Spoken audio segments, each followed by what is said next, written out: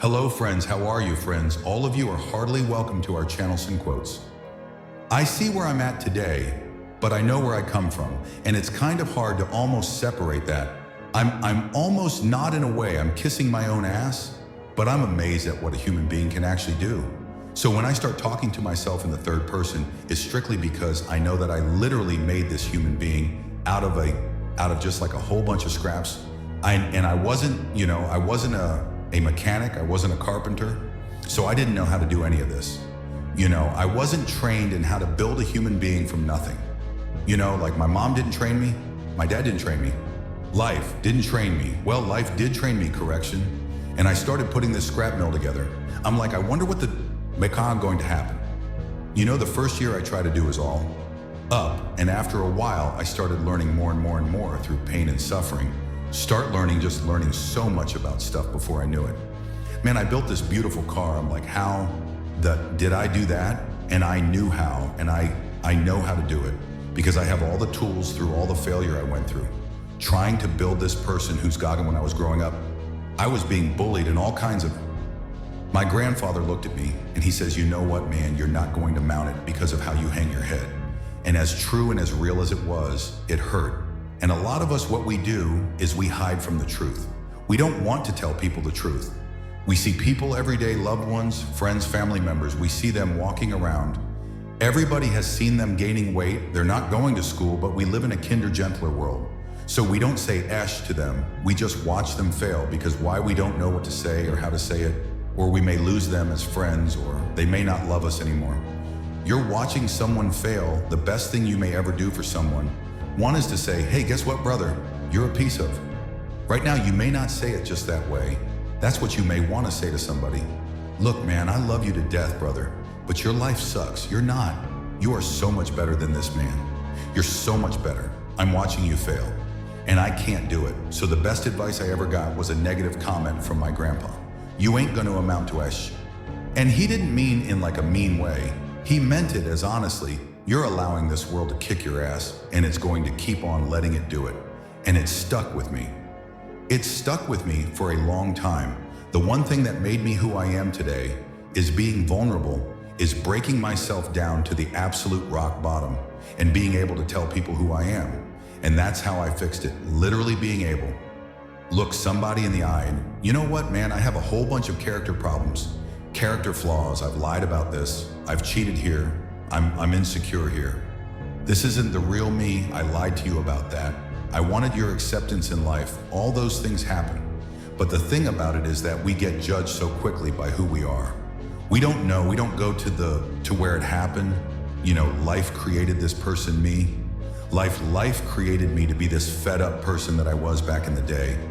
And I had to realize, man, that's okay, man. It's not my fault. Not gotta go back and fix this. Though, so a lot of this isn't your fault. Why you do some things you do, why you feel the way you feel, but no one's coming back to save your ass. You have to go back to where the irony started, wherever that place is for everybody, and have the courage to go back there and start fixing what broke you. And that's why I was like, hey, go back and fix this. Mediocrity is everywhere right now. And we're all trying to find an easy way out, and we're judging ourselves. Let's say there's 10 people in this room and we're all mediocre. I'm the best of the mediocre people. I now think I'm great. Best of the mediocre people. We surround ourselves around people that make us feel great. They tell us what we want to hear the second we put ourselves amongst the uncommon people we don't like. That feeling, that challenging feel of that person's waking up at 3:30 mornings. Hey, push your wine on. We're going for a run. We don't like that challenge. We like that person who says, hey, you know what, man? I don't feel good today, man. And they say, oh, it's okay, brother. We'll take a day off. Maybe we'll get a pizza and watch the game. We like that. Why? Because you understand, man, we don't want that in our lives. We don't want that person who's constantly challenging our weaknesses. Stop being a punk. We want that person who's constantly, making us feel nice and good and secure that's the mediocrity of life as you're trying to fix yourself and dig yourself out of this deep hole, that life society. And you helped also those people who you saw down there in that hole who were there with you. who are your friends and people who you counted on because you meet the people in the same situation that you're in life. Those people become your friends, and second, you try to get out of that situation, become better. Those people are in that grave, in that dungeon, is yanking at your heels, man, saying, get the back. Oh no, come on, back here, mother. You ain't gonna make me feel like. By you getting out this hole, people would constantly remind me of who I used to be back in the day, and they always come out of the woodworks, man. When you come from a small town, and you come from a place that a lot of people don't want to come out of it and get out of it, and all you want to do is become somebody. When you have small town mentality is a real mentality, you've got to be able to get out and let your mind see open-mindedness. Because small town, what it does to you is it closes your mind completely. Closes your mind. Not everybody, this isn't everybody. A lot of people, you have to be able to go out there and create open-mindedness. You need space. You need space to see the world. Like a lot of racism, a lot of ignorance in the world, it comes from people not being out and seeing other things. Seeing other people, seeing all kind of. Well, that's why we judge so harshly, because our minds are so closed to the reality of life, period. We want to be the best we can be amongst the average people. People wonder, how do you stay hungry all the time? Because after I accomplish something, I don't sit back like a lot of guys who graduate buds, graduate that they get comfortable. They wonder why I'm getting weak, man. What's going on? Because once you hit the top of the mountain, guess what happened? I'm good. So you wonder why you're falling down now. Because once we get on the top of the mountain, you got to put up another one. That's mediocrity. There's a lot of people in mediocrity who have a nice resume, but they're one-timers, man. They hit a one-time deal. They busted it open, got a lot of money, but they're good. You're mediocre now, man. What are you doing today, tomorrow, the next day? That's what I'm listening to theorists. I don't listen to all that. Kumana me manon. That's the person who's gained knowledge. You gain knowledge through suffering. And on the other end of suffering is a world that very few have ever seen. It's a beautiful world because that's where you find yourself. You don't find yourself in over here. You find yourself on the other end, like the 100-mile race I was on. I ran it for 24 hours. I found myself on the other end of that race. That 19 hours I found, wow, there's a whole another world out here that I've never even saw. The world is in your mind. And that's what all that mediocrity is about. Mediocrity is contagious.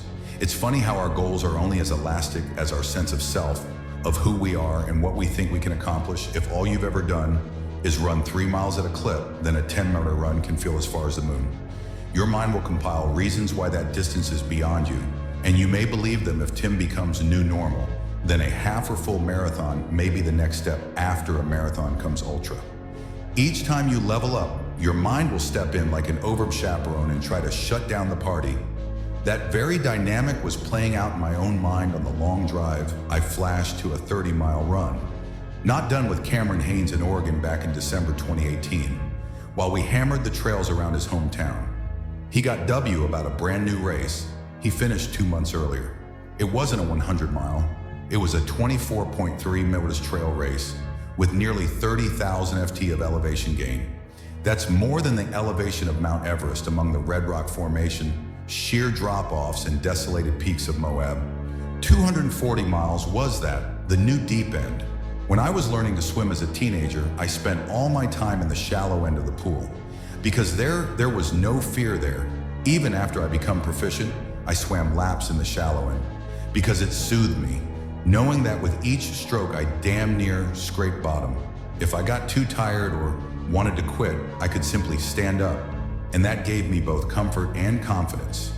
It allowed me to work on my stroke without fear getting in the way. There is nothing inherently wrong with that.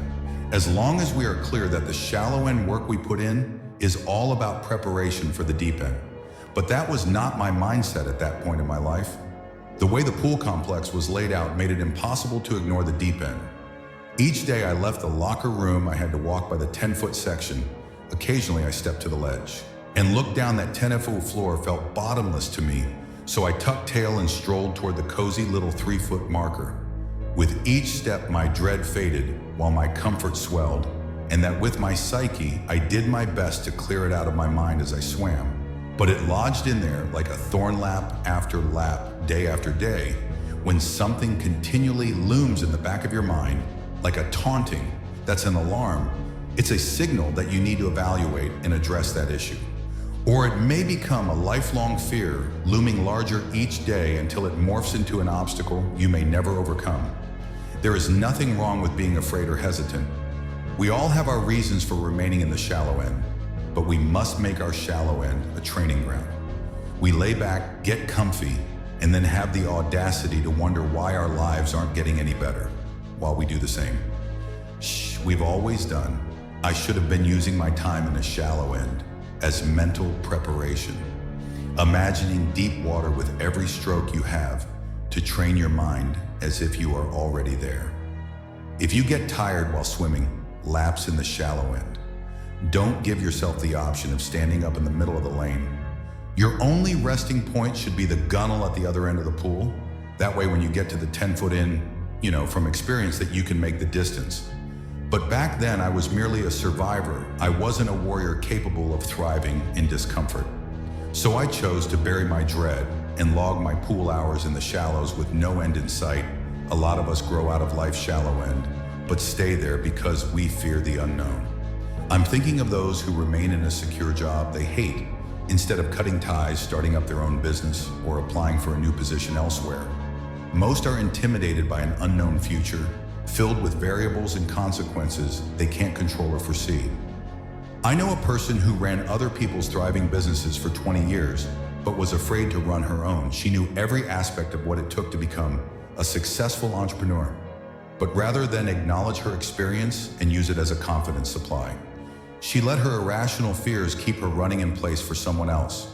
You need to evaluate what you are feeling. Not every emotion deserves to be ratified. Remember, if you stay where you've always been, you will never learn if you have what it takes to venture into the deep water. I honestly want to be considered one of the hardest men to walk the planet Earth in the history of the world. And what I mean by hard, I'm not talking about the guy who does the most pull-ups, most sit-ups, runs the most. Just the person who's able to overcome any adversity in front of him to figure out a way. Hardness isn't about all this physical, man. Yeah, it helped me get to where I'm at. But all I was doing in the whole process, the process wouldn't be ripped. It wouldn't walk around my shirt off that. That wasn't it. I knew through the physical challenges, through the physical suffering, my mind was getting stronger. I was literally doing that for a reason. I had a weak mind. All the rest just happened to come with it. I was trying to strengthen the mind to handle all the judgment that's passed on me perceived. And not sometimes you make it up in your own head. I just want to be able to handle all of that. Everything, physical, mental. I want to be perceived as that like an old school barbarian, old school guy. That's like, God DG, man, nothing can hurt the guy, which is why the book is titled Can't Hurt Me. I want people to have that mantra in their life. Take that with you. Take it everywhere you go in life. And if you believe that and you work towards that callus in your mind, strengthen yourself. Can't hurt me is strong in any situation. Like when I was in Buzz, they beat the out of you. I'd be the first one to get said, can't hurt me, mother. And they were beating the hell out of me. But you say that enough to you. False motivation becomes real motivation. After a while, they can't see themselves doing it. They can't see themselves doing it is one big reason. The other reason is a lot of it is jealousy when you set these humongous goals and they see that you're getting at it. And every morning I'm getting up training for a 200-mile run and you see me get up at 4 in the morning and all you furs are sleeping. And by the time I get done running my 30, I come home just getting up. How you gonna feel about yourself a lot of times when you're an overachiever? A lot of our family members, a lot of our friends, they're mediocre. There's always those couple of guys who are uncommon who want to be better, but you make that mediocre mother feel like gone, whether it's your mom, your dad, whoever you make them feel horrible. I've been there. I'm speaking from experience. When you got somebody around you, man, who's trying to be better and you don't have the drive that they have, it's a constant reminder of how up you are. You have to know that that's what it is. Anybody in your core not saying, man, get after it. Brother, I'm so proud of you. They have a problem with themselves. See you. All you're trying to do is achieve more. If that's a problem for somebody, you have to look at them and say, man, you really have a problem with yourself, huh? It's much deeper than what you think. It lies deep in your soul. How I was able to fix myself was, I saw how ugly I was towards other people who were great. I was able to look back and say, man, you don't hate that for any reason, because he's great and you're lazy. You're lazy, he makes you feel like, gooey. Every single day it's where it comes from. You gotta know you have to know where it comes from to be able to solve it. So friends, how did you like our video?